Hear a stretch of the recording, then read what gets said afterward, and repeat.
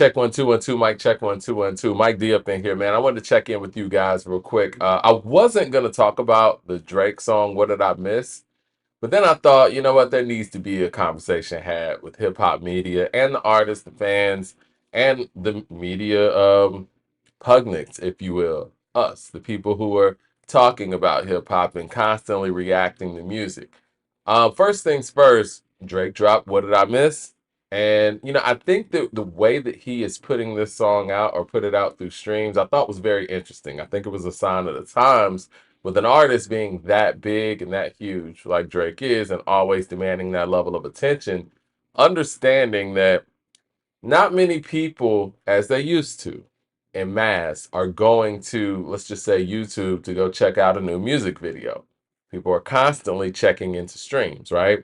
People are constantly, going into live rooms, chats, whatever, to congregate about music. So the way that he released this was more through a streaming type of format and an everyday guy type of format, like he's a starving artist again, and I thought that was very interesting and lets us know where we are and how influential, some of these platforms have been on some of our largest artists, excuse me, and the audience altogether.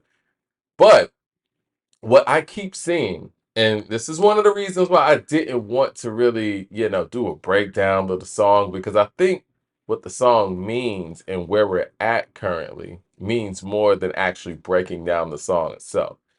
Everything that I see as far as reactions go, it seems to be more about Drake than about the music of the song. Now, granted, again, if you haven't heard the song, and I'm sure you have, it's not anything that's a far departure from things that we've received from Drake before, which is fine.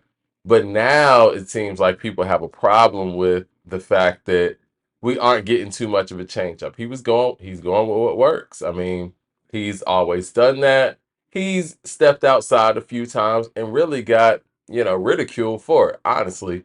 And like I said, if you didn't have a problem with, worse behavior, didn't have a problem with, let's just say, nigga, we made it and stuff like that. I mean, I don't see how you can have a problem with this. The beat's there, the hook's there, and the bars are there for, Drake fans. You know what I'm saying? It's not a far departure from any of that.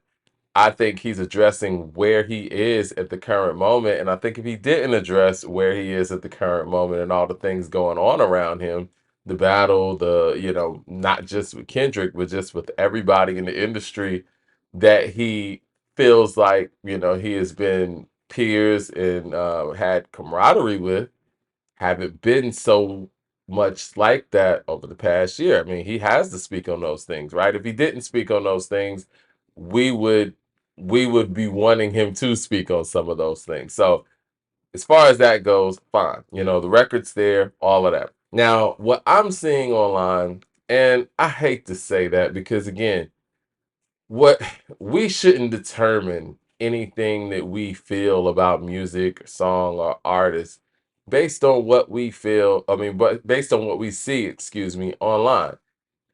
It's turned into a groupthink, feels like. And I think that the people who really love Drake are championing this, and the people who aren't gonna like anything that he makes, regardless, they're going out their way to cherry pick this. And I think that's unfortunate because at this point, where we're at right now is it's almost like politics at this point. You're either dark red or dark blue.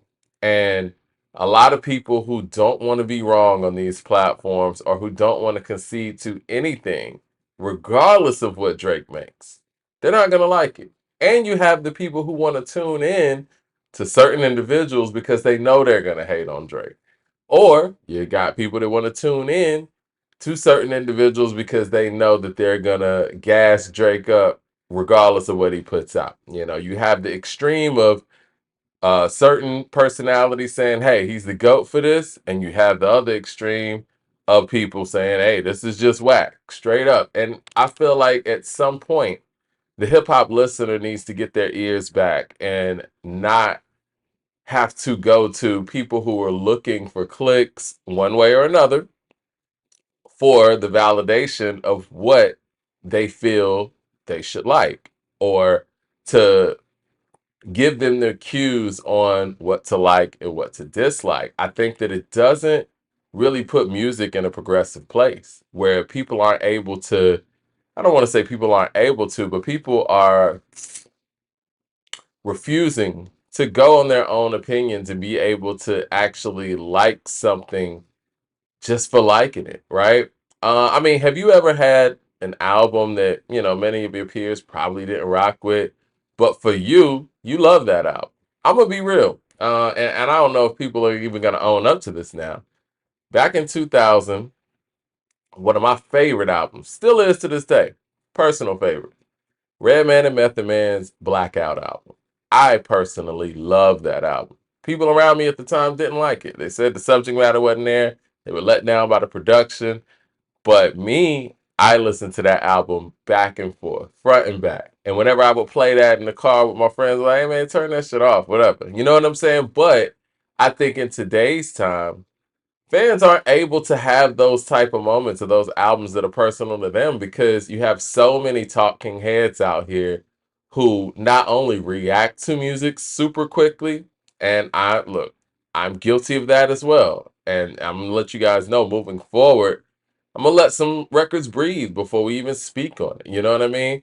But you have people who want to react to it super quickly, have a hot take to it super quickly. And it's not about the music. It's really about them and getting their own clicks up, getting their own attention up, keeping the attention, keeping the conversation going, starting arguments, starting debates. And that's all cool and well. And I think those things might work a little bit better in sports because, you have a game you can talk about, argue about, boom. Next day is another game. You can argue about, talk about, move forward. And you actually have numbers and analytics to actually go on to have your arguments. But when it comes to music, it's like, how does that help music get better when no matter what a certain artist puts out, you're gonna have people over analyzing it, finding ways to find holes in it. And it's not just Drake. People do it with Kendrick too. People who want to keep a certain narrative when it comes to Kendrick will never sit there and be like, you know what? This record's flawless. This song is great. The people who love him are gonna find ways to elevate it all the way up. And the people who aren't that big of fans are going to find ways to bring it down to earth. And I think that as a whole, that's where we're at musically, as far as music media, if you will. And that trickles down to the artist. And I couldn't imagine being an artist in this day and time, especially an established artist that does have the podcasters, and I won't even say bloggers, that's outdated, but just the podcasters and the talking heads on hip hop media to actually combat with. I think it's got to be tough. You know what I mean? But again, at the end of the day, it's about the fans. And when we're on this microphone, we're speaking to the fans. And when the artists are on the microphone, they're speaking to what the fans want to hear or speaking to their own personal experiences and hoping that the fans are able to identify with that as well. But, we will see how that goes moving forward. But what I want to do moving forward is I want to actually, get you guys' opinions on the music. Like I said, to get my opinion on, Drake's record, I think the beat's there. I think that if anything, and I've said this when Certified Lover Boy came out. You want to see growth, but currently where Drake is in his career, it's at that time when most artists are at in their mid 20s, maybe early 30s, where they've reached the pinnacle, reached the top, and you got people coming for the crown. And I know some of you guys are going to say, crown, what crown? If we're talking about numbers, it is what it is. Drake was at the top of the pile. And Kendrick changed that last year. And a lot of people who have collabed with Drake over the years, they joined in on that, and that's just a fact. And at this point, he's just reacting. And at this point in his career, we haven't seen someone have to defend their crown, quote unquote, at this late stage in their career. Usually, that stuff happens towards the middle and beginning. And I think that's just where Drake is at this point. And for the people who've been listening to him for so long, you want to hear growth, but You also want to respect the fact that, yeah, artists are going to talk about what's going on with them currently, and there's no way that he can't talk about these things. It's unfortunate all around, but you just want artists to be true to what they're doing and make the best music they could possibly make. But my opinion here is, in this current space, it's going to be difficult for him to make the best music he could possibly make with all of the noise going on that he has to address. But let me know in the comment section if you guys feel different. Hit like and subscribe. Thanks for listening to my little rant, my little diatribe. But yeah, let me know what y'all think about the topic, man. Is this on hip hop media? Is it on the artist? Is it on the fans? Who to blame? All right.